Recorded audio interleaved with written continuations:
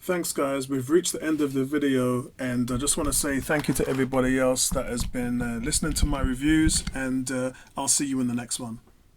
Hey, hold on a second, what's going on? I've done this in reverse. I've done it in reverse. I've done an inverse right there. Sorry guys. Welcome to everybody. This is my review of Tenet, and I just want to say straight off the bat, when I first saw this film and I reviewed it, which was spoiler free, I said to you guys it's a 9.1 out of 10. I'm now changing it after my second viewing to a 9.5 out of 10. And my only issue I had at that point was Act 2, which I thought dragged on a little bit. Little did I know after the second viewing that you actually need it to staple itself in order for you to invert into it, if that makes sense. And that's the reason why it felt like it was dragged out. It wasn't dragged out. They basically primed the wall, and then in Act 3 they painted over it. That's the best way that I can explain it. But guys, I just want to talk about this film now, and it's full spoilers. So if you haven't seen the movie, please do not listen to this review and switch off right now.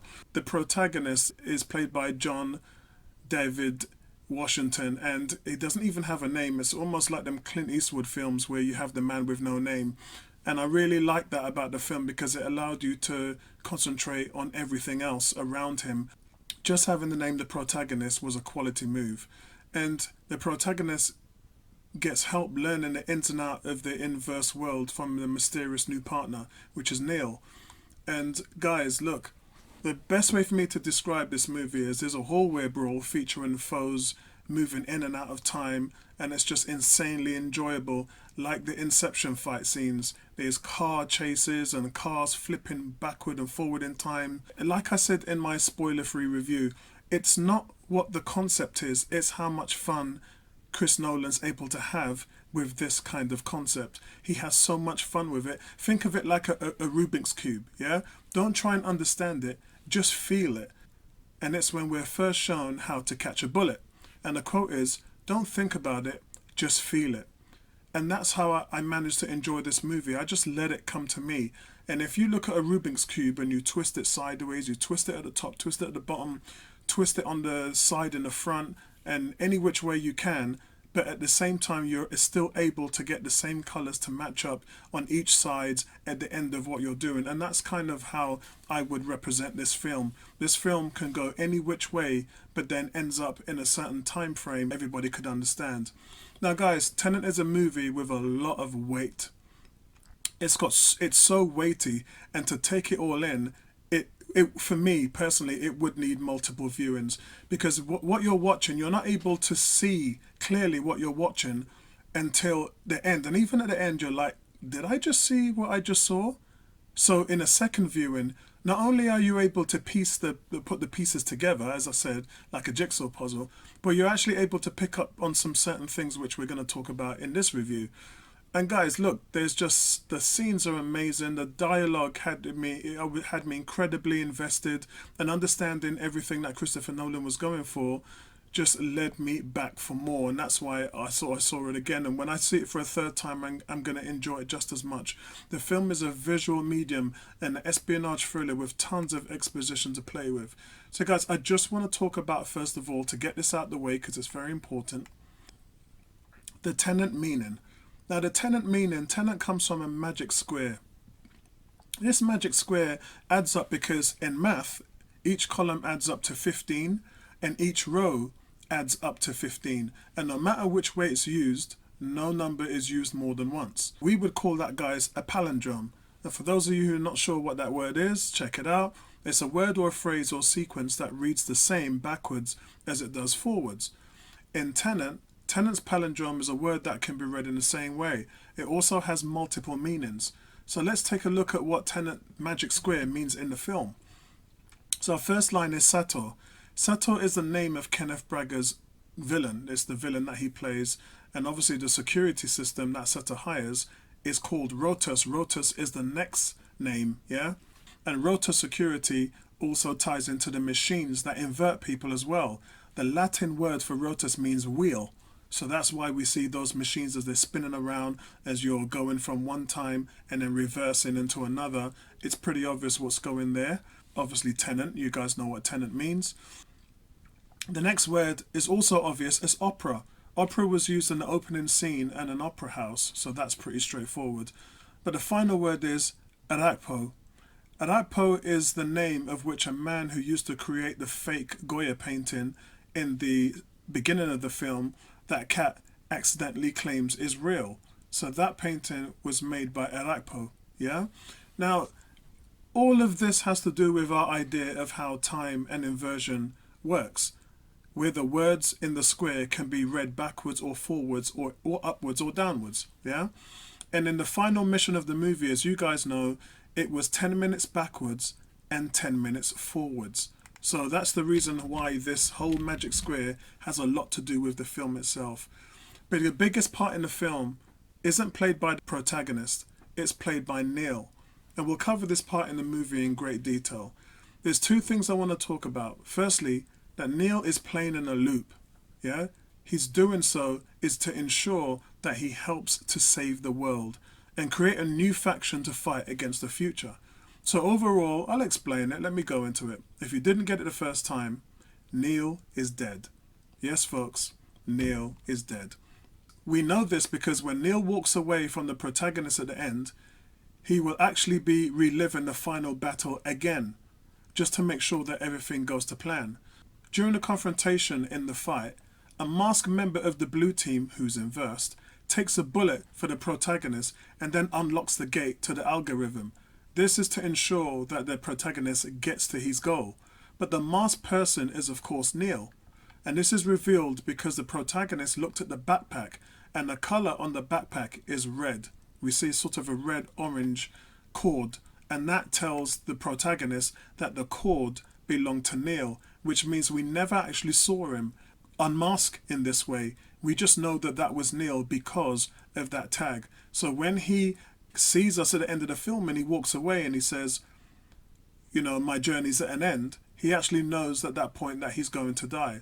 So the protagonist realizes at the same time that we did, after seeing Neil's backpack walk away and it had the red tag, he doesn't stop Neil in the same way that Neil let him go to the airport inverted. Remember when they were fighting and he accidentally ripped off his mask? He just let him go because he was there to ensure that Neil was carrying his mission through. The protagonist knows that Neil will end up playing an important role in saving the world by sacrificing his life to keep the algorithm from going off. And then Neil confirms that an older protagonist will recruit a younger Neil and they'll become great friends. So if you failed to see it the first time around, and again, I didn't notice this until my second viewing, but Neil made a few changes in the film's plot earlier on before we even met the character. The first is that you may not have realized when I saw the film a second time, I saw right at the beginning in the film's opera house scene and that heist, if you watch closely, we see a man with the same familiar backpack save the protagonist when he finds the bombs. We aren't even supposed to know about the red tag at this point, but Christopher Nolan sneaks it in there, showing us that long before the two even meet, Neil was overseeing every single event. Now, Neil's death during the final battle is at a fixed point. Yeah, remember what they said in the film? You cannot change the past. Whatever will be, and he will always die at the Soviet closed city where the algorithm is being put together. There is no change in that, guys, and that's why the protagonist does not even warn him.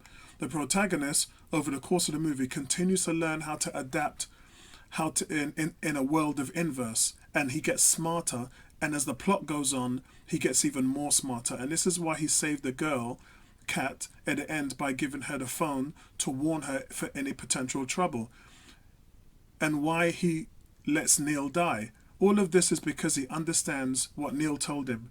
The past cannot be changed. Understanding the concept of time is why this film works. Now let's talk about understanding the film's concept of time and why it works. They use something called the grandfather paradox, which talks about a hypothetical situation where a person travels back in time and kills their paternal grandfather at a time when the grandfather didn't even meet the grandmother. In such a situation, his father, which is your father, would never have been born, and neither would you. Yeah? So if he was never born, the question here is, how would you be able to travel to the past to kill your grandfather? This is the same thing about Hitler. killing Hitler paradoxes erases the reason why you would want to go to kill him in the first place. So if there was no Hitler, why would you go back in time to kill somebody who you killed? Does that make sense? This is a paradox that has been explained very well in the Twilight Zone episode called Cradle of Darkness, and it also featured in an episode called Let's Kill Her from Doctor Who. Now, the protagonist works for a secret organization named Tenet, who was put together by a future version of the protagonist to stop the end of the world in the hands of Sator and the algorithm. So in effect, the protagonist is actually working for himself. So here's a trick which you may have missed with Priya. Priya, the first time around, seems to be working for Tenet. Though she's helped Sato find the algorithm pieces for her own needs, the future protagonist leads his past self to her, so he knows that she could lead him to Sato. When she meets him, she hadn't realized she basically worked for him at that point, but she doesn't know that until the end of the movie when the protagonist finds out about her motives. Also, having the knowledge of talent. That's the big thing. It kind of made her a loose end. And as we saw, it was a rule set by the protagonist to kill anyone who's aware of inversion, which he broke for prosperity. His core beliefs for being an effective agent are lying, withholding information from people unless absolutely necessary. Under his own orders, they are not going to tell him anything more than what he needs for his journey. Is your head hurting you yet? Yeah, it should be. So, it all pivots to the idea that objects and people can be sent back in time to the present, but with entropy, that's inverted, meaning everything happens backwards. So, guys, if you're not sure what entropy means, it's a measure of disorder. So the more disorder something is, the more entropic we can consider it. In short, we can define entropy as a means of distorting something, the measure of distorting the universe. So the new type of bullet that we come up against, the ones that have been manufactured so their entropy is inverted, means that they travel backwards in times rather than forwards. Hence, the damage cannot be undone if you shoot somebody with an inverted bullet. So, for example, think of a fire. When it starts, it's just a piece of wood, right? But it becomes ash, and it becomes heat, and it becomes flames, and it becomes smoke. So it changes from just a piece of wood to 4 different kinds of extreme disorder particles. So it's possible to put those things back together into a piece of wood. Think of the line in the trailer where Clemence Posey, the girl that says, "You're not firing the bullet, you're catching it." So inverting the entropy of things so that they move backwards causes distortion. This is how they were able to piece together how to destroy the world. The protagonist and Neo find out that Sator is the one manufacturing the bullets, and an encounter with the time turnstile, which allows anyone who goes through to travel backward in time. Sator's overall goal, guys, is to find and unite the numeral pieces of the algorithm which are split up and hidden in the past. When combined, it will invert entropy of the entire world, which basically means the world will be destroyed in total distortion.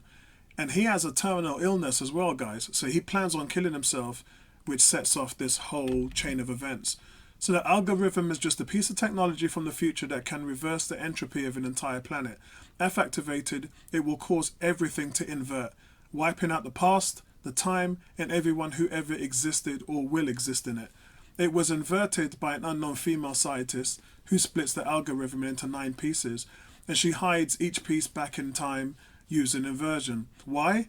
Because the future time period that they live in, the world is broken, the oceans are dry, there's no sun, and the earth is just dying. Well, it's not dying, it's already dead. Ending the world using a reverse entropy bomb will hopefully for them reverse the devastating effects of climate change and potentially help save the world. Now that's what they think. But this leads to the grandfather paradox, which Neil talks about in the movie. How are you able to go back in time and kill your grandfather? You can't. It won't work.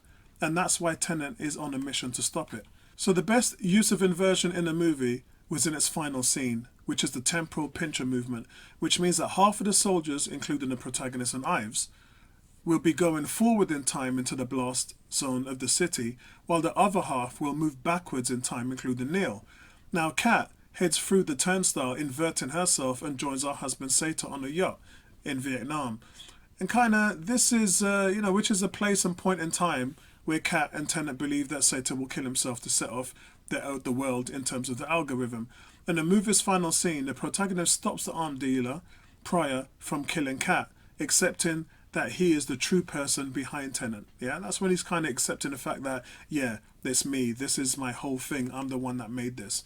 And Ives and the protagonist go their separate ways to hide the pieces of the algorithm, and it's implied by Ives that they should kill themselves after hiding the pieces. This is that no one will ever find them again.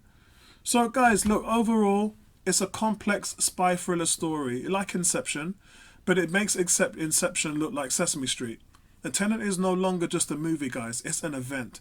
So as I said to you before, we've been locked in for 6 months, and Christopher Nolan has just awakened our sci-fi minds with this movie. Mostly the art in this film that nobody's able to really piece together out of the trailers. It's in fact on the first viewing, I think that I only got about 80% of what was going on. And it wasn't until I saw the film a second time that I was able to add that 20% together. Overall, guys, if you needed a reason to go back to that feel-good movie feeling after a pandemic, then this is it. And also, guys, another thing, there's no real time travel. Neil has already made it clear that Tenet is not about time travel. It's about how you use time, time manipulation, or reversing the flow of time, or multiple timelines that flow the same backwards as they do forwards. So I want to talk about Kat's son, Maximilian. So we see Maximilian a few times in the film, but there's one thing that I need to note out straight away. And I didn't realize this until I saw the end credits of Maximilian, because he's called Max in the film. But when you look at the way they spell Maximilian, if you take the last 4 letters of the name and place them backwards, invert them, guess what it is? It's Neil. So what the film is actually trying to say to us is that the little boy, Kat's son, in the film is actually Neil, who's played by Robert Pattinson. And this is just a nice little nod to all those sci-fi fans and conspiracy theorists and everything else, to let you know that this was him. This was the little boy. And in the first scene, when he meets the protagonist, Neil actually asks the protagonist, would you kill a woman? And then he said, would you kill her son?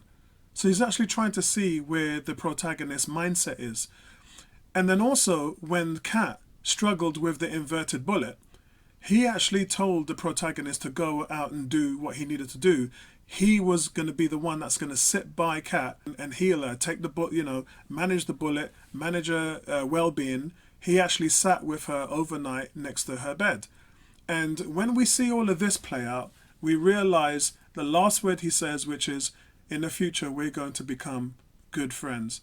So you kind of piece together the fact that, yes, what's going to happen here is that little boy was indeed Neil. Now, some people might say it wasn't, but there's enough evidence to say that it was. And also another thing, guys, the painting. We believe that the painting Sator used to threaten Kat's scam would lead to Kat being imprisoned and obviously her losing her child. But that wasn't true, guys. Sator is also using the painting as a way to access the airport in the safe house in Oslo. The painting was just used as a front so that Sator could use a time machine whenever he wanted. So guys, look, I'm going to leave it right there. I just loved the film. I can talk about this all day. But for me, guys, I just loved all the cinematography, the reverse explosions going into the ground, and the way how people was running forward and backwards in the same scenes. I think that this movie is going to win an Oscar for cinematography. I really do. And I love the way how it color codes the film. It uses red to go forward in time and blue to go backward in time. And we see that by the armbands that the soldiers are using. And we also see that in the terminal rooms when they looked at the rooms, and one side of the rooms was red and the other side of the room was blue. So all these little things is a nice little nod to what's actually going on in the film. And we kind of miss it in the first time around, but then when you piece the whole thing together, it's just a complete movie. And guys, as I said, for me, it's going to get a 9.5 out of 10. Let me know what you guys think about it. And that's it from me, guys. Listen, brilliant film. Really want to know where you guys' heads are when it comes to this film. And I'll see you in the next one. Peace out.